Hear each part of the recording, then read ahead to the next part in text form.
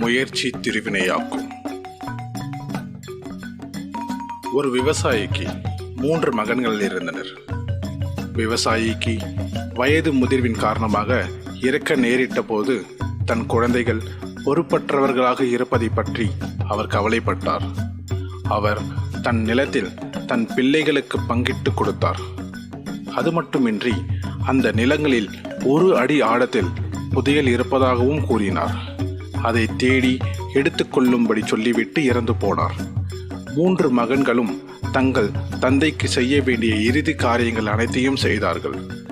அதன் பிறகு அவர் கூறிய புதையலை பெறுவதற்காக நிலத்தை தோண்டவும் தொடங்கினார்கள். முதலில் மூத்த மகனின் நிலம் முழுவதையும் 1 அடி ஆழத்திற்கு தோண்டினார்கள். புதையல் எதுவும் கிடைக்கவில்லை. எப்படியும் புதையலை